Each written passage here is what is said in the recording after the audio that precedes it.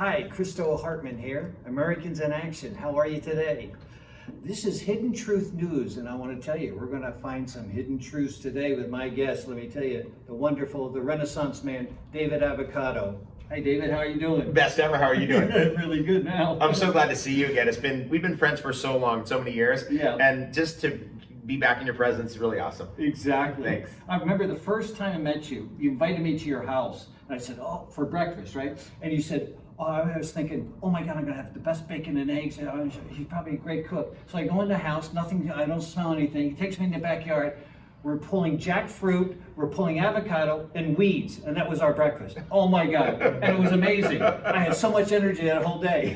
That's how I met David. That was right when you were just done publishing First Law. That's right.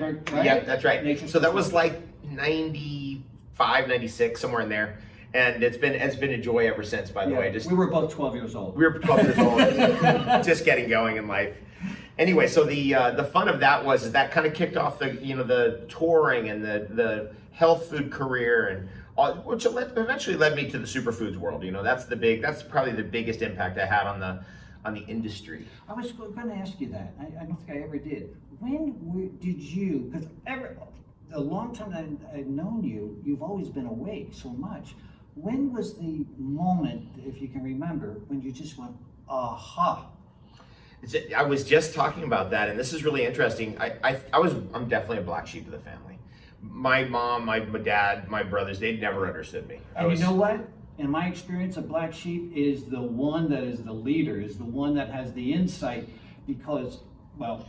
Thank you. Yeah, I'll take that. It's true. It's one of those things that I think when I was very, very young, and I grew up in Seaside Heights, New Jersey, and there was a house next door to us that was owned by a very wealthy family, and they would come down to the shore on weekends, and Mrs. Smutko, who was the matriarch of the family, I would go over there and just sit down with her. I wouldn't even say anything. I think when I was like 2 years old, I just walk over their house and sit in their living room, and eventually she started talking to me, and eventually I started talking to her. And she told me when I was 5 years old, she told me all about FDR, the Social Security number. She told me that the Democrat Party, she told me this in 1975, you can probably guess my age now. She said in 1975 that the Democrat Party was gonna break down the southern border. Wow. And she had a whole thing on that. I remember that. And I have watched over the years. And so I think it had something to do with her. And I think it's also had something to do with just an innate black sheep mentality that I never believed anything anybody ever told me. Right. And that's kind of problematic because I like music and I like to learn stuff, but people would show me a technique or a sport technique and I immediately go, there's got to be a better way than that, which hurts you a little bit too, because there's certain techniques that are actually useful, but that's just how I am. I'm just that person. But that's awesome, because you're looking at something, you're experiencing something, you're saying, there's a better way. And you do that across the board. And with a better way, I know what's dear to your heart is plants. Yes. Is planting. Yes. Do you do a ceremony or anything when you plant a tree, a bush, a vegetable? There's always an inner ceremony going on. I'm a tree planter, hardcore. I planted my organization and myself.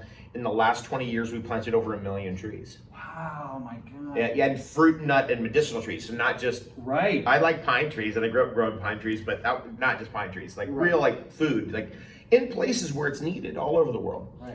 And so what we do is we have a certain way of doing it. We love to join hands.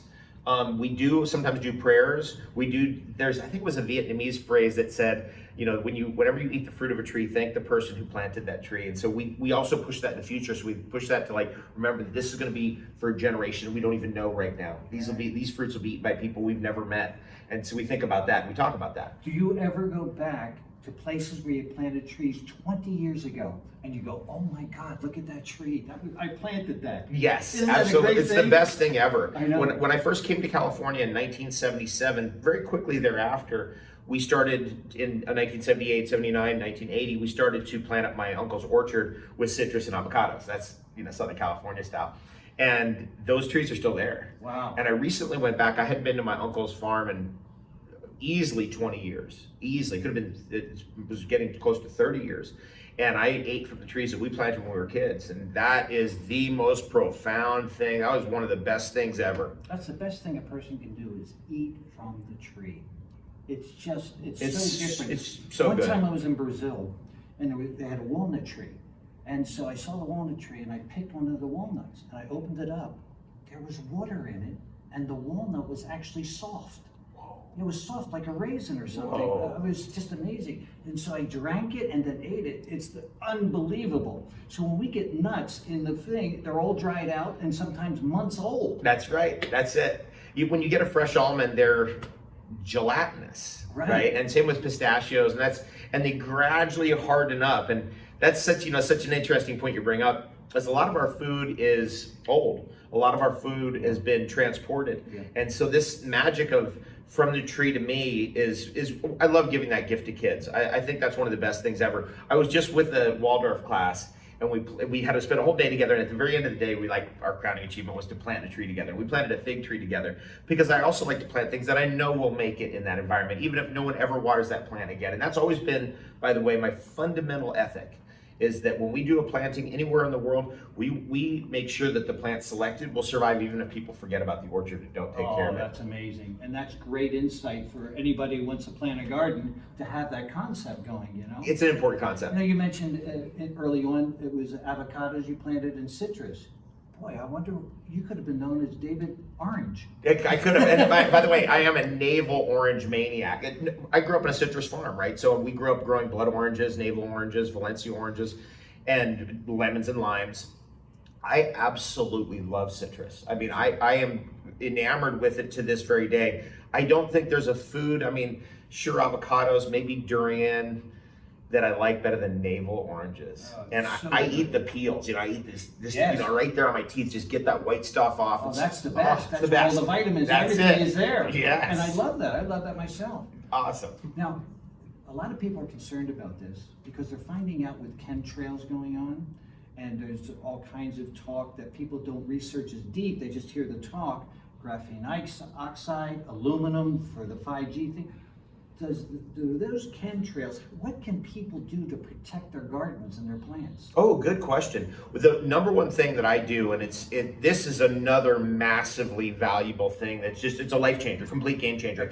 I got into this kind of haphazardly. I started taking the C60, and the C60 is kind of a derivative compound of charcoal. Is that carbon 60? Okay, the carbon I have 60. the liquid at home. Okay, yeah. So this is something that Rick Smalley and Sir Harry Croto won the Nobel Prize in 1996 for their elucidation of this molecule. It's a new allotrope of carbon, very interesting. And a friend of mine is an Olympic trainer in Calgary, and she called me up one day and she said, "You ever heard of this stuff?" I was like, "I've never heard of it." So she's like, "Yeah, give me a website." I looked at this website and I was like, "Oh, okay," and I started getting into it. That's how it started. After a while, like a couple months of taking that product, I really started feeling like I really want charcoal. Like, it just was an instinct, because it really, the C60, the carbon 60, is a fractionated part of a much bigger grouping of molecules, which we call charcoal. And so I think it's kind of like if you isolate vitamin C, eventually you want an orange, because that is the whole thing. Right. And so I started taking charcoal, and then it hit me because carbon 60 has this tremendous reputation for extending the lifespan of animals. It suddenly hit me. I went, I wonder what charcoal does to extend the life of animals. And so once I got into those books and that research, it's incredible. That is an incredible, charcoal is by far the most important single supplement you can take regularly that has the highest chance of extending your lifespan.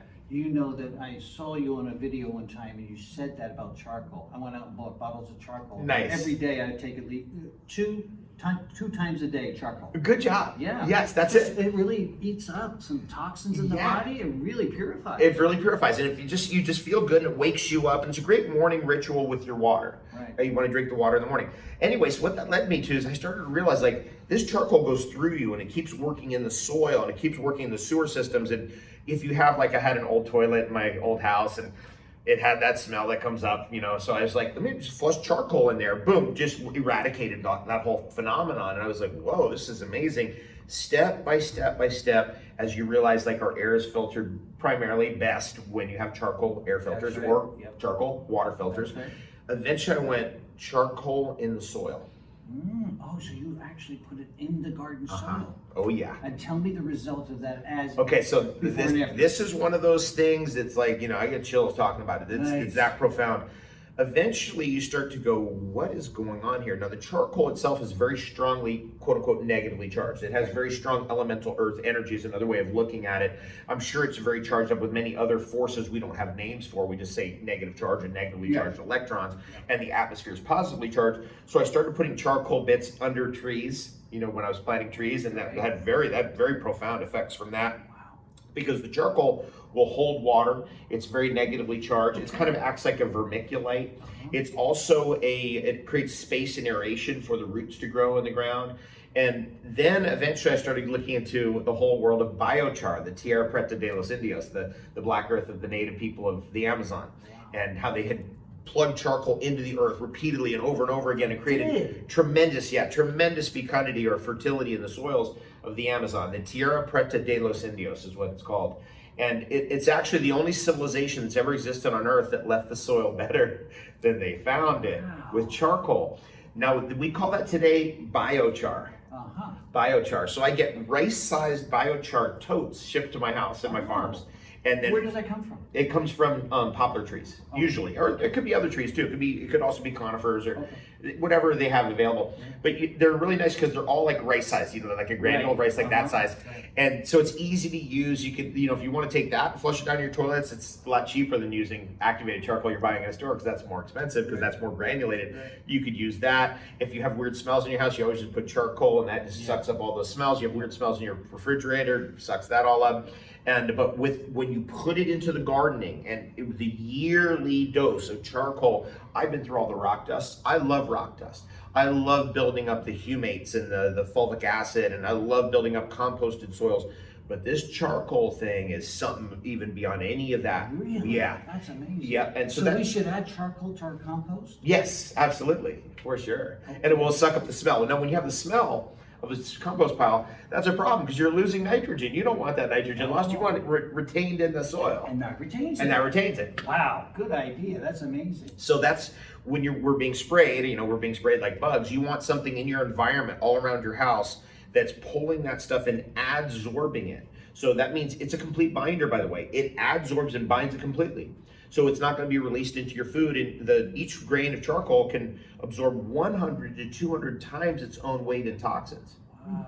And it binds every toxin, every heavy metal, glyphosate, you name it, aluminum, you name it, is bound by charcoal. Graphene oxide? Graphene oxide. Wow. And so I've been actually, for the graphene oxide problem and graphene hydroxide problem, we've been using supercharged C60. Okay. So I've been using supercharged. Yeah, that's a particularly strong carbon 60 product that's encapsulated.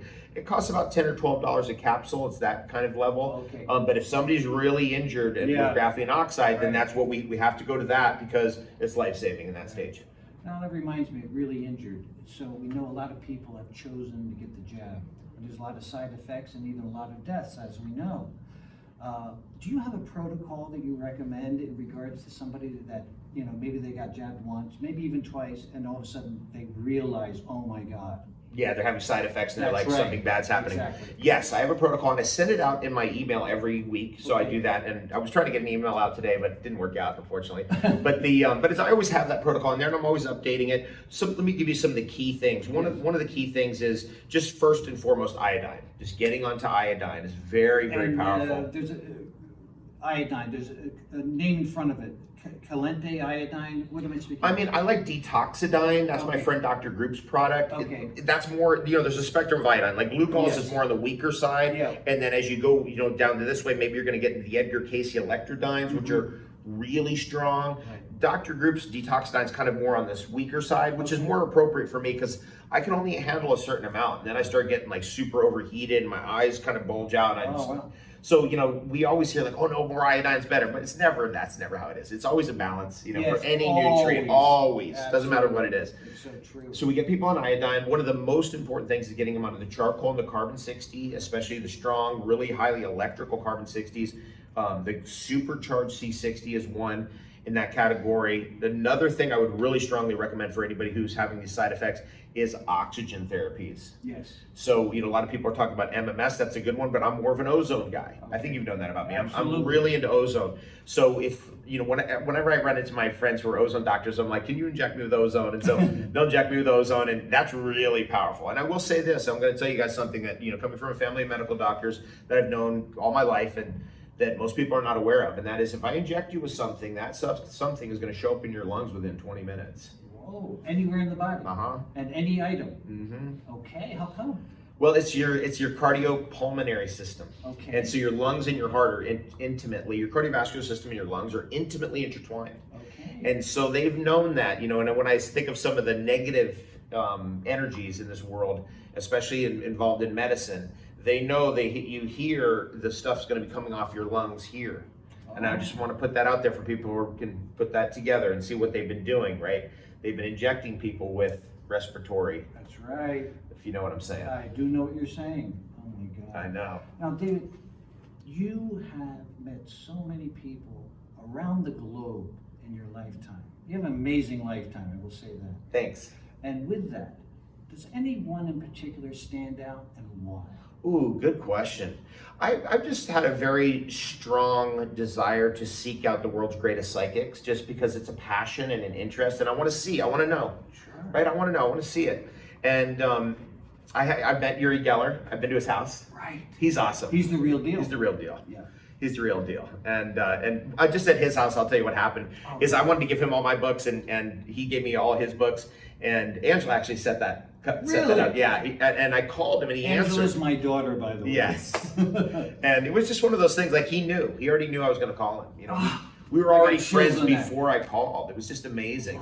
I love him. And what happened is that. Oh, where is he? Is he in New York? He was outside, when I met him, he was outside of London. I want to think of it was outside of Heathrow, to be specific. Yeah. I'm trying to remember the Reading or something. Yeah, just a curious question. But now he lives in Tel Aviv. Oh, okay. Yeah, he's originally from Tel Aviv, so he's back there. Whoa. That's kind of dangerous. Right? I know, he's right in the middle of the whole thing. It's crazy. What does he think about everybody around him getting jabbed? Well, he got jabbed. Oh. Okay. Yeah, which I was shocked to see. I was really shocked. I was like, bro, what, come on. And what did he say? Why? Well, I've got to like follow up. Like he, I think he bought into the propaganda. Really? So I will say this, a lot of times when we think about a psychic like Uri Geller, or I'm thinking of my friend Howard Wells, another really powerful and amazing psychic, we think that they know everything. Yep.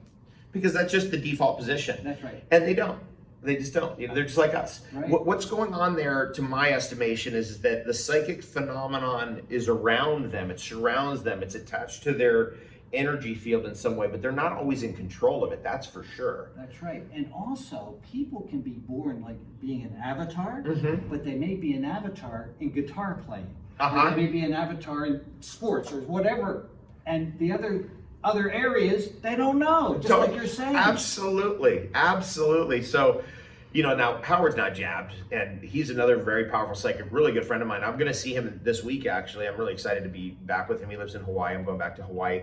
And Howard is one of those guys, he's got it. He's got whatever it is, he's got the magic. Really? Yep. And I just love being around him, because people will come in and he'll go, how you feeling now? How you feeling now? I was going to be like, stuff will happen, or it'll be like, I'm gonna put her on the moon. He'll tell me that, and it'll be like, where you at now, love? She's like, on the moon. And I was like, and he's done that in front of me, like late at night, where I was hanging out, just the three of us. So I had this girlfriend named Love, and he's like, let's just have some fun. So he's like, okay, I'm gonna put her in the ocean. There's like, and she can't hear that. She doesn't know. He's like, boom, like, where you at now? She's like, I'm swimming in the ocean with dolphins, and 8 times in a row. Oh my God. Like that. It's just like, whoa, okay. And just stuff like that, you can't explain it. That, you go, what? We're capable of so many miracles, so many extraordinary talents. Yes. We just don't know, because they're not focused on tapping into the best that they could be. Right, in the thing that they're good at. Right, that's really key. I mean, that's part of the disturbance of our world, is that this world is like, you're going to go to school, you're going to do these things, you're going to graduate here, and it's forcing you down pathways that may be completely antithetical to what you're good at. Exactly. And that's been a big part for me. And so what that ends up looking like for people who are kind of awake to this is you have to unlearn a lot. Exactly. I always say everything you know is a lie. It really is. It is. It really is. Because we're indoctrinated with the social media, with press and this and that, and we are tending to believe what we see on television, Right. what we hear and read in the newspaper, and 99% of it is a lie. It really is. That's one of the reasons why I think I got lucky in this life, because I was a black sheep and I just always thought it was a lie, even though, I really didn't have any evidence of that as when I was a kid. It's just I was born into that. I never believed anything anyone ever told me. The real truth, I believe, you don't need evidence. It's a knowing. Yeah. It's a being. Yeah. You're one with it. And when you're one with something, nobody can tell you any different. You know the truth. And a guy like you, I shouldn't even say that because I don't think there's anyone else like you. I'm telling you, I have great admiration for you. And Thank you. You know likewise, that. likewise, of that. course, yeah. So with that, most people know a lot about a few things and not a lot about a lot of things. You know a lot about a lot of things. Thank you. Well, you know that. Yeah, I'll tell you how I got there. I'll tell you how I got please. there. It's very important. I think it'd be very helpful for everybody listening. Is when I was about 18, I really got committed to learning. I really was like, in my soul, I really wanted to learn as much as I could. And I really finally realized that I don't have to worry about school. I can just go learn myself. I read any book I want. I can do whatever I want. So what happened was I ended up going to a Tony Robbins seminar. And I was talking to Tony Robbins, and he said, if someone's getting a result that you want, they're doing something that's different than you. Right. So if you do what they're doing, you're going to get the same result. He's brilliant that way. He's brilliant that way. And I was like, damn, that makes sense. So I immediately went to Garland Stevens, who's a cousin of mine, and he's a 200 IQ guy. This guy's very, very smart. 200 IQ. He went to the University of Chicago age 14. Now, genius is, you're looking at about 140, or, that's the genius level like that. And 200? Yep. I never heard of that. Yeah, this guy's amazingly smart. And so I asked him, I said, what do you do every day? Like, what you only have 24 hours. What's happening those 24 hours? And I found out he was reading 3 books a day. Phenomenal. And then I went to another cousin, and his best friend was a similar kind of character, and he was like 180 IQ. He went to MIT at age 15. And I asked him the same question, like, you've got to be doing something different than me. What are you doing? Another guy was reading 3 books a day. And I was like, well, how could you? So in his case, I was like, how are you reading 3 books a day? He's like, when I walk to school, I'm reading a book. Instead of being out there in the yard, I'm doing recess. They're doing recess, I'm reading a book. When I'm in an elevator, I'm reading a book. Just constantly, all the time with a book in hand. This is before the days of phones and social media. Sure. And so I really took that on, and I became a reader. I became a book collector, and I know the power. I know the power because I know the power of books that I've read where it just transformed my life. Certain sentences transform my life. And then I also know the other side of that, which is, what about those books I haven't read? What could they be doing for me right now? And that's why I keep that hunger. There's that concept, always more, always better, always looking to how you can help people more, help yourself more. That's awesome. It's awesome. That's a great, most people, I think that they go into entertainment, a lot of food, shopping, watching TV, movies, this and that. It's just a matter of your focus, because entertainment for a guy like you is reading books, learning knowledge. Yes. I was present, I think the other day, somebody gave you a great book and you just went crazy. Oh my God, thank you. Do you remember? That was a great book. Yeah. That's about how you can take a wood burning stove and turn it into a power generating machine. And I was like, wow, that's a valuable book. And these are the things that really, to me, are just so incredible. We live in a time we can take a simple thing like burning wood, and turn that into something that can create energy that's going to power your phone or power your TV or power your car or whatever. That is going to create electricity. And just those kind of things. I love gadgets. I love devices. I love this idea of the human being using your hands to create something. That's right. It's super fun. It is fun. And I think that one of the best experiences is to envision something, and you envision what it is, and that's in the energy world. And then you start with your hands, you start moving things, and you create it in the world, and that vision becomes in the physical, in the Maya, in the physical world. That's the best feeling. It is. That's humanness. Right. That's when I see that happening. When somebody creates something with their hands, somebody carves something with their hands, they create art with their hands, or they create a machine with their hands. That is the essence of a human being. It's awesome. Very well said. Absolutely. Now, with all that, and you've been doing so much, and you're all over the place, and you're doing so many different things. around the world. What really draws your attention right now into this life? Because I know it changes. Right now, what is something that really draws your attention so much you get so excited or so impassioned? Wow, I mean, it's always the same things. I absolutely love growing exotic trees. I'm in love with it. It's just my, it's, I'm, it's, What does that do for you? it just gives me a thrill. It's every springtime when they've lost their leaves and they grow them back, or maybe it's like, I've been growing star anise bushes. And the star anise bush is very interesting because that's how the whole shikimate pathway was figured out. The shikimate pathway would be one of the most extraordinary discoveries of all science, which is the discovery of how all color pigments and all aromas or smells in all of nature are created. That's huge, from one plant. And so I was like, well, I better be growing this. So I've been living in the Houston area, so we've been growing it. And it made it through this whole winter, never lost its leaves. I was like, whoa, this is a trip. Right. Even in 20-degree weather. I was like, wow. See, these are like your children. Yeah, they are. Family. They're family, yeah. And so I can remember, all the trees I've planted throughout all my life and their personality and just, Do you name them? No, I don't name. Well, sometimes I do. Okay. Sometimes I do. But it's usually just an inner feeling, And so I was telling you about, my brother cut down my frankincense bush at my mom's house. I was so. That's that affected me. That's a deep wound. That's like it. I just in the last couple of days been devastated by that. How long have you had that tree? 23 years. Oh, Dave, I'm so sorry. And that's a sacred thing. It's It is. frankincense. Frankincense, And I planted it in cactus around it so no one would ever touch it. Oh. And they still did it. It was one of those things I'm like, my God. Now, did you ever use frankincense? Did you ever get oil, frankincense oil from your tree? Oh, sure. Yeah, it's a resin. Yeah, so if you score it, it produces a resin. Oh, and like honey. It's more like what you'd see from a conifer. Like a pine tree, if it's damaged, it'll resin out and then dry and harden. Mm-hmm. You get that kind of a thing. And now the thing about frankincense is I think it's frankincense sacra. It's the one that grows in the Middle East. Yeah. But there are New World frankincenses, and I always am pointing those out whenever I'm in South Florida. There's a native frankincense to South Florida, and then there's one that was brought from the Caribbean or maybe from Central America into South Florida, and both are growing together. Now these are actually full-on trees. They're not the little kind of dwarf thing from the Middle East. And those are really neat because they have the same thing. You could go and score them and they'll bleed out a resin. And when it hardens, it's just exactly the same as what you'd get from the Middle Eastern frankincense. Wow. Yeah. I love it. Now, just to go back a little bit, because I wanted to ask you, that tree that you had, that you were talking about with the colors and everything, where is the home of that tree? Where did it come from?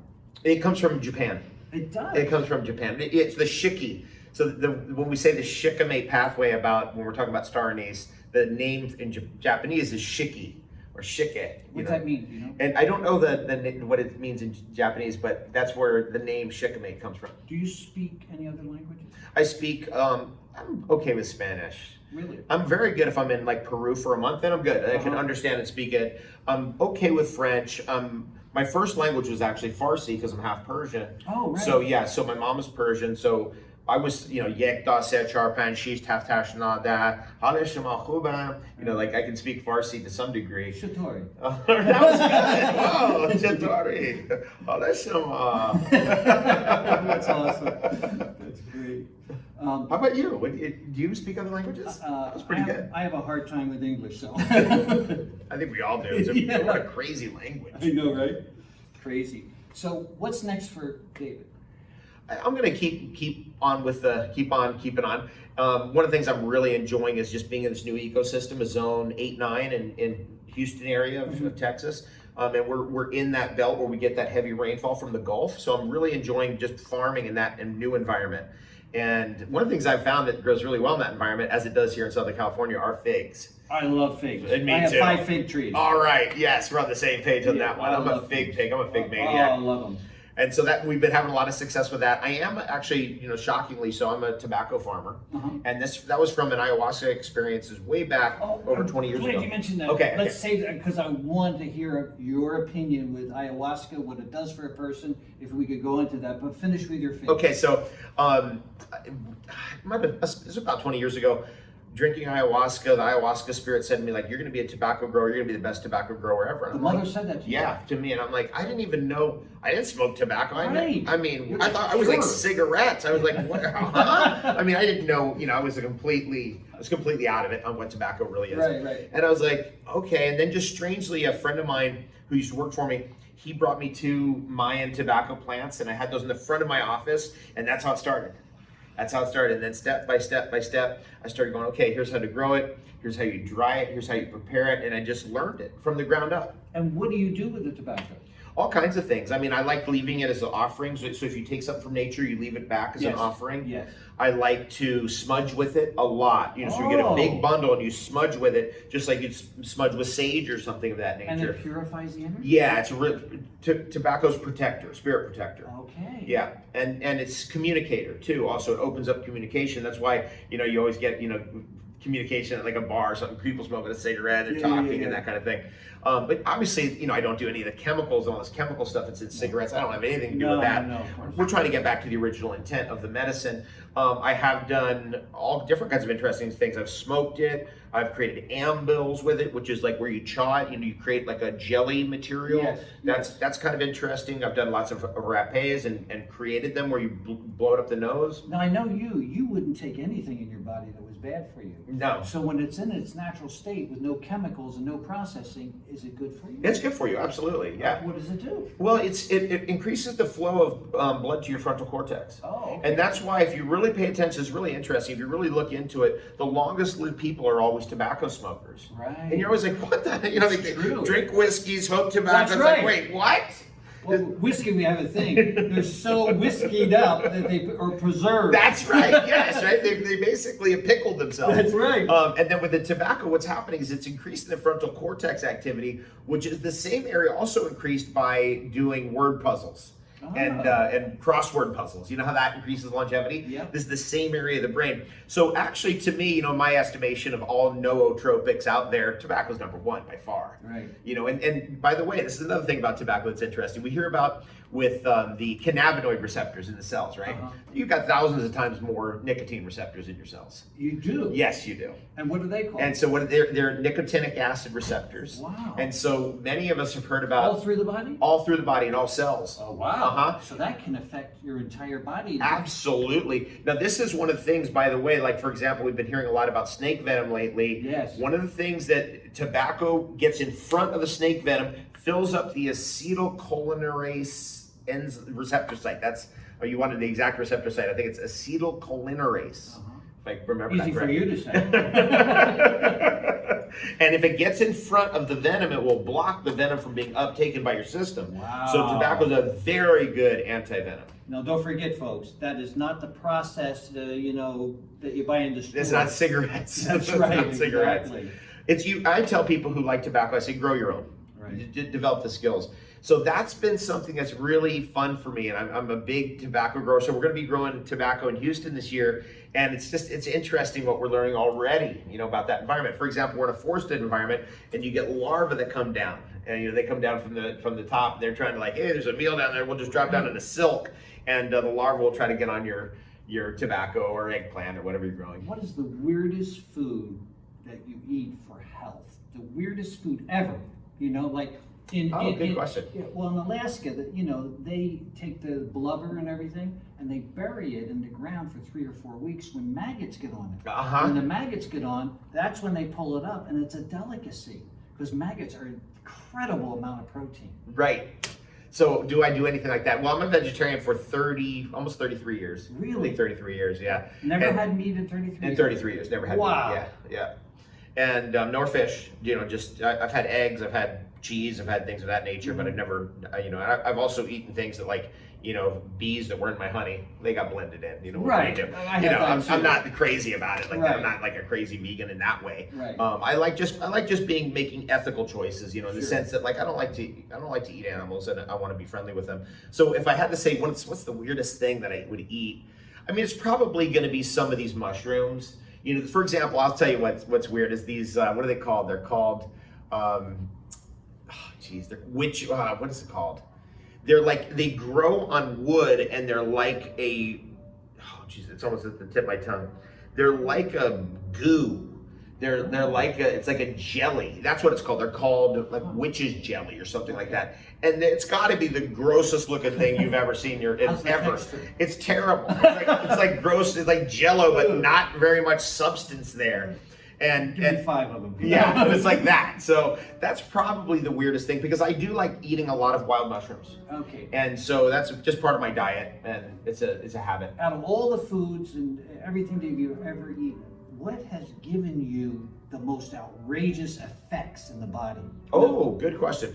I would just, what came to mind, there's many things, of course, but one of the things living in Canada for many years is, this is just so the way it is in this world. We're looking in the forest when you're eating acorns, you're looking for the tree that has the lowest tannins. And it's 1 out of every 16 roughly. How do you know what has the lowest tannins? Well, eventually you find out that the squirrels know. So you follow the squirrels, you're like, they know. Oh my God. But here's the thing, here's the rubber on there. Here's the thing that rubs you in the strangest way. As it turned out, this is always how it is, the actual tree that had the lowest tannins in the whole forest is the one right in front of my front door. I love that. And that's just how crazy the world is. Everything you need is just right in front of you. It's just the way it is in this world. It's so true. As a matter of fact, all the complexities in life, everything that you're trying to find is always right here. And you're always looking over it. Yeah. I think it's a human trait. I don't know. It's one of those it's just the magical reality that we're actually in and the way it communicates to you. So we process acorns, and when you have low tannins, you basically can pretty much get all the tannins out within 3 boils. So you dump all the acorns into a big vat of water, and you cook it down, simmer it, pour the water off, do it again, do it one more time. And then you have processed out the tannins, and then you're able to process that wild food, and you can create a meal out of it, you can create breads out of it. That stuff for me, there's something where you're just like, whoa, you feel like, whoa, this is powerful. Like you actually do have that something. Yeah, it's almost like, like something like psychoactive, but it's not psychoactive. It's just a strength and an energy, and it's just there, and it keeps pushing. You're like, and I finally got why the native people were so onto acorns in North America. Gotcha. That's why, because it really powers you up. Well, we can learn so much from the native people. Oh, the indigenous people, they have all the knowledge of how to survive and live a great life without all the technology. Isn't that the best ever? Without all the steel and right? And concrete and cars and all that other stuff. It's really cool. I mean, I just, when I first met the first native people in my life, I was like, oh my God, these people are like normal. Right. I always felt so out of place in this world, but native people, I was like, oh, they're just chill. I finally met people who were similar in their demeanor. And so I have a love for native people, especially in North America, and their ceremonies. Great love. The sweat lodge ceremonies of North American natives. Nothing like it. That's right. Yeah. That's almost comparable to the mother, to the we were just talking about it. The ayahuasca. Yeah. Yes. Exactly. Okay, so the ayahuasca, well, let's get back to that. So yeah. My role in that world has always been being an ayahuasca grower. I've been I've been growing it for 20 years. In which? In 2 farms in Hawaii. Yeah, but we don't grow it on our property. We just grow it in the jungles behind the property because it's full on. I mean, I'll tell you what happened. I'll tell you an incident that occurred. This is so wild and just you can't be a coincidence. So we had a brew that we done back in 2014. I still had a little bit of it. If you do it hot and you seal it, it'll seal vacuum tight. And so some friends of mine were visiting me. This is Christmas Eve 2019. Okay. Christmas Eve 2019. So friends of mine are like, come we just drink the ayahuasca? I'm like, look, I'm not the guy who serves ayahuasca. Like, I'm the guy who grows it. I grow the chacruna, I grow the vine, but I'm not the guy who serves it. Did you ever stew it? I participated in that process, but I'm not that guy. I'm the guy who provides the raw material for people who brew it and pound it. And so what ended up happening was, I was like, come on, dude, it's Christmas Eve. Like, we got to do this. And there's a couple gals there too. And I was like, okay, I'm going to check with the spirit. If all's cool and I get a green light, then we're going to do it. And it was like 6 of us, I think, all sat around that night. We drank the brew. And I think we had 2 or 3 glasses, so it was a lot. It was a significant amount. And, the two gentlemen who were there, who were still, kind of in the experience later on the night, about 1 in the morning, I was like, come on, you guys, let's go outside, we'll smoke a cigar, right? And so because that's kind of an ayahuasca thing, kind of Oh, it is. Yeah, Cigar? the cigar. Mm-hmm. How come? Homegrown cigar. Why? Because tobacco and ayahuasca are related Okay. to each other. Remember the snake venom and the Right. tobacco. There you go. They're this is what did they say? They have a thing like ayahuasca is the mother of tobacco. Now, with that, and with the snake venom, in smoking it, it will provide the same protection? Yeah. Okay. Yeah, so you don't have to eat it raw or anything? You any way you can get it into your system without puking. I mean, obviously tobacco is toxic, so you have to, there's a certain amount you can handle by Right. chawing it. Right. There's a certain amount you can handle, but maybe through an enema. Like grapefruit skin. Right, there's a certain amount you can handle. Yeah. Now, obviously, the most important thing if you get bit by a snake is you wet the tobacco and put it right on the bite. Okay. That's the most important. Okay, gotcha. Right, so you basically... Yeah, and it dries up and it pulls it. And it pulls, exactly. Okay, gotcha. Okay, so then back to what I was saying is that we go outside and we're sitting on the corner of the lanai, and these guys are there. I was like, oh, they're out there. They were like, they're smoking cigarette or cigar, and I'd be like, oh, like this. And I was like, okay, they're out there. Eventually, I was like, you guys should go back in. But as we were out there, the winds kept picking up and picking up and picking up. And I was like, this is crazy. Like, very, very violent winds. Windwalkers. Yeah, and it got more and more and more. And I kept sitting out there and I was just trying kind of in it, because I'm on the corner of the lanai, which kind of out in the elements a little bit. And it just kept getting more and more and more. Those guys go inside. I put them back on the couch there and just like, you guys just go, go back to your experience. Yeah. And I just went back out there and I was just trying to be in the experience. And there was some crashing and collapsing and this and that, and then came a sound that I couldn't possibly.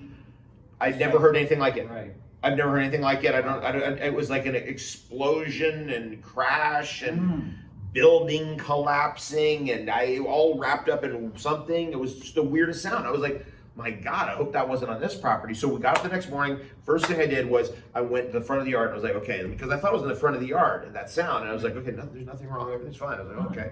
And then later on, one of the guys came and he's like, dude, did you see what happened up at the top up there? So up above our farm in the jungle where the ayahuasca is growing, probably my favorite one, which I had, I started from the little piece this big. Right. And I eventually got it on this tree and eventually wind up in this tree. That entire tree, the tree next to it, and the tree below it, all three were ripped out of the ground and thrown down the hill. Oh my God. In some kind of a tornado type of event. The tree with the ayahuasca on it was ripped out of the ground and thrown down the hill. Oh my God. Now the ayahuasca loves that. That's what it wants. It wants to bring the trees down. It pulls the trees down and crunches it so it can grow in all that debris. That's its preferred situation. So the very night that happened was, that we drank the medicine was the night that happened. Now I took that as a sign, like I am not supposed to be serving this medicine. Gotcha. Like that was a message, like I'll grow it, no problem, but I'm not supposed to be serving it. I'm not that guy. Right. So I don't ever. That's it. I don't do it anymore. Did you ever? I mean, I'll drink it, but I won't. I'm right. serving. Did you? What was the most insight, the most communication you ever had from them? I just, it's a love affair. Okay. It's a love. We communicate like lovers, right. And we always have, and it's just always been. I don't know what. It's hard for me to connect with other people's experiences with that particular medicine, yeah. But my experience with it has always been love. Right. And when I say love, it's like a romantic love. Mm. It really is. Okay. So when I'm in that experience, it's very sensual. A lot of times it's not visual, but it's a lot of times I would say the most similar experience is a feeling. It's ecstasy. It's so funny you say that because I feel sensuality can offer you a transcendent experience if you're not focused on the physical. You know what I mean? Yeah. And you can channel that energy. When you think about it, sexual energy is creator energy. We create babies, but you can channel that to create anything you want. I agree with that. I mean, that's kind of the vibe. Yeah. It's like, we have a very, very good relationship, the mother and I. This particular ayahuasca, beautiful vine, it's just, it's, I eat it a lot, actually, because I grow it a lot. So all the new shoots, I eat a lot when I'm out in the garden. Now that has to affect you in a very interesting way. It's not overtly psychoactive, but it's definitely there. It's kind of fun. When the shoots are young, they're kind of like asparagus. Yeah. And they're soft. They break down completely, and there's no fiber left over. And it's just a cool way of relating with that plant. it's cool. And a lot of times I'll bring a lot of debris from the mother down from the jungle above and bring it down, and I'll fertilize many plants with it. I've fertilized dozens of cacaos repeatedly with ayahuasca debris. Really? Oh yeah. And was that cacao different? I love cacao. Right, I know, it makes you wonder. I mean, what they say about cacao is it takes in all the flavors of everything that's around it. And interestingly, on our farm, our cacao does take in the flavor of noni. Our farm's called Noni Land. Okay. And so it does do, I mean, it's everyone who eats that chocolate, they're like, this tastes like noni. And I'm like, oh God. Noni is like so healing. Yeah, it's so healing, but it's a kind of a rough flavor though. You know, it's like eating a fresh aloe vera or something. Yeah, it's like, oh God, what is this? But in the chocolate mix, it's doable. I'm glad you explained it that way, because I think so many people often go to a plant like that, or marijuana, or cabinet, right, in an entertainment thing, as opposed to insight, health.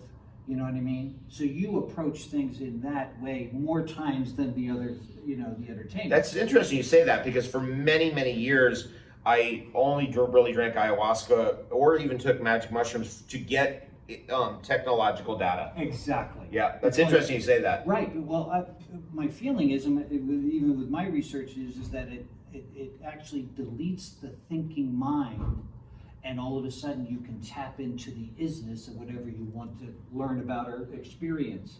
I think even Einstein said that I can get my greatest inventions when I'm not thinking. Isn't that interesting? Because I found out that thoughts are physical. Yeah, it's thinking kind of gets in the way, doesn't it? Right. It really does. The limitation of the mind. Of the mind, yeah. Because when you want to go someplace extraordinary or beyond the mind, that's an interesting term, then of course it makes sense to quiet the mind. It's like meditation. Yeah, right? exactly. Transcendence. You transcend into a higher vibration, a higher awareness. I love the psychedelic experience because it shows you those doors. Yes. Right? It shows you those places, and that you can reach later through meditation. That's right. And I think that's why it's here. That's my take on it. My take on it agree. Is here because in one lifetime, you don't have enough time. Right. To get all those doors open. Right. And then all of a sudden you're like, oh, this plant showed me that. And I was like, oh, look at that door. And then the next time you're there, you're like, oh, I can get there right now. Right. That's really cool. It has effects that happen, and you can tap into it. One time when I had my greatest meditation, I just couldn't get there one day, and I was like there an hour or two, and I couldn't get to the transcendence. And all of a sudden I go, well, let me just, when did I experience something that was so amazing? I was in such joy, and I went back to that experience, and I started to transcend. Wow. Isn't that cool? Wow, yeah. That makes sense. I want to ask you a personal question. Okay. Are you an alien? It seems like it on this earth. I think, if I had to say, like, I'm a Pleiadian, I really feel that. Like, I'm not, like, my soul group comes from that star system. Oh my God, David. Do you feel that? Yeah. Yeah. Pleiades. Yep. Without a doubt. Every time I walk outside, boom, there's Pleiades right there. That's First right. thing. Now, wasn't there a planet in the Pleiades called Maladek? Oh, I don't know the Seven Sisters. Okay. That's a good question. I should know them. I should learn it. Malekite, and malachite is from that. And when the planet blew up, all the malachite that's here came from the blow up. This is malachite right there. Exactly. Whoa, look at that. Exactly, Look right? at that. And a lot of us are from that planet, and they tend to be the pioneers and or trailblazers to open up for humanity greater insights and greater awareness to make this world a better place. Nice, I like that. Thank you. Yeah, right on. And that's what I feel like we're doing, right? Is we're just trying to open up options, better life, better lifestyle, better health, more happiness, spiritually evolving, moving the ball forward. That's right. And slowly but surely we're getting there. We will get there. I just wanted to mention your hotel in Florida. How's that going, and what happened? It's going really good. We've got about 38 units left, so we're almost sold out of 160. It's a condo hotel, and right in the middle of Orlando. So it's high traffic area. So if you want to get on the 4 and get down to Tampa, you can just like that. If you want to get out to Titusville, boom, just like that. You want to get to Disney World, just like quick. It's all right there. If you want to get to that whole row of convention centers, boom, you could be just there in minutes. When I heard it was in Orlando, and I know Orlando is close to Disney World. Yeah. And I know what's been happening with Disney World for quite a while. Yeah, I think we all have. Exactly. And so with that, the higher consciousness, the people that are there, and you, I know already, you're doing something energetically. in regards to that. Yes, exactly. We always are putting in position on the earth, some type of geomancy. Yeah. I think anybody's into, this stuff that we wear and all this stuff is like, we're really geomancers. Right. And so I like to get certain crystals in certain places in Orlando, in Miami, in Toronto, in Houston, in LA, in San Diego, I'm just trying to say in San Francisco, kind of think all the spots where I've done that kind of stuff. In Calgary, in Edmonton, in London, something, positioned in there where you're like, I'm going to leave this stone right here, Right. That kind of thing. Right. And there's something to it. There's something to it. There's There something to be is. said for the magic of that. So now that we have that base there, there's going to be a lot happening in Orlando. Orlando is so centrally located. Right. That's what I love about it so much. And I didn't even really realize what a good location it was until my last trip there. And I was like, geez, because I was coming from Titusville. Right. And I was coming in that way, which I normally was coming up from Tampa, or normally I come up, I'd go across Alligator Alley from Miami and then up, and then eventually get to Orlando. Anyway, so I came in from the other direction. I was like, there's like 80,000 cars that go through that corridor every day. Wow. Yeah, I was like, whoa. So, for anybody who wants to do a hotel condo, whether they want to invest in it or they want to stay there, it's called the Flats Orlando. David Wolfe, theflatsorlando.com, if you're interested in investing in that, one of those. I have one. And then what happens is that you can rent that place for a week or 2 weeks or 3 weeks or a month. Right. And then we handle that all for you. So if you invest in one, we basically rent it out for you. That's awesome. You don't have to do It's an a great Airbnb. investment. It's a good investment. And it's toward consciousness and making the world a better place. It's a better place. Yeah. I love that. We mix business with making the world a better place as opposed to just for the dollar. Right. It's just, that whole thing of just like I was never that person. Right. I never understood that. I don't either. It's so the thing that I really like is that we have the water filtration, all that stuff. It's all organic. The whole restaurant on the roof's organic, all that. But we also have the air filtration has probiotics in it. Wow. It's the most sophisticated air filtration unit in the world of any building. And the gal who is Perla, I love Perla. She is the best ever. She just that's her baby. Hi, So Perla. she holds on tight to that baby because we really need to get that into every building. But it's a conflict within her because it's her baby, but she's got to get it out there. But she wants to make sure that it doesn't get corroded down or beaten down. It's got to maintain the magic of what she's created. Let me ask you this. So you have places in Hawaii, you're in Texas now, and you have that in Florida, you have your beautiful farm in Canada. Where's your favorite place? Ooh, if I had to say my favorite place in the world is Machu Picchu. I love Machu Picchu. That's my favorite place in the whole world. Why? It proves to me that magic was embedded into the geology. It's 100%. I've had incidents happen there that were completely inexplicable, Right. Totally inexplicable. Absolutely. And you're just like, well, what? How is this? What's going on? And there's just so much there. My friend Cucho is the shaman of Machu Picchu. He lives right below. If you're at Huayna Picchu, I was there you've been to Huayna twice. Picchu, right? Yeah. And so if you look down, you can see Cucho's house down there on the Oh, other nice. side of the river. Oh my God. And so he takes us in all the little back entrances and these little key little portal points and things of Next that time nature. you go, I want to go with you. Okay, yes, you should come because Cucho he's awesome, and we always have Cucho. He guides our groups because he's the guy. How old is he? He's probably 60. Okay. Yeah. I love that. Yeah. In the research I had, and I'm a spiritual dude, I like meditation and transcending and everything. When I went to Machu Picchu, I had some visions and everything, and I really swear that was a landing spot for other beings in this. I get that really strongly. Yeah. And they used to, and they had found skulls in Machu Picchu that had holes in their forehead. Whoa. Because they used to put gemstones in the forehead because, of course, right here is your third eye for greater vision and inner vision. They put gemstones in there so that it magnified their ability to interdimensional travel. Whoa. Isn't that interesting? That's amazing. Yeah. That's absolutely amazing. That's why I love Peru. There's just Yeah. there's so much magic It there. really is. I feel like we are so lucky to have this access to the new world. Yes. Right? All our ancestors came from the old world, and so I really feel like we to go to those jungles, to go to those places in Peru and Bolivia and Brazil and Ecuador. We're so lucky. Yeah, we are. It's incredible. And every time you think of that, I always go into great gratitude, and I know that gratitude, when you're grateful for something, it produces more of it. Yes. Exactly. Yeah, well right? said. So, I think we're about out of time. I could talk to you for about the next 3 months. I would love to do that. Let's do Can we that. do it again? Yeah, let's do it again. Okay. Let's do a Zoom or something. Let's Now, get together. How can, I know many people know and love you, and you have wonderful, amazing products. Where can people find you, for those that don't know, that are seeing this? Where can they find you? The easiest way to track me down is davidwolfe.com. Okay. DAVIDWOLFE.com, which we're going to redo that site, but I got 4,000 articles on that site. Plus, you can track your way into my shop. And another cool portal that I use for social media is thebestdayever.com. I love that. You've been using that forever. I love that term. Thebestdayever.com/links. That's where all my, like, whatever I'm up to right at this moment, LANKS.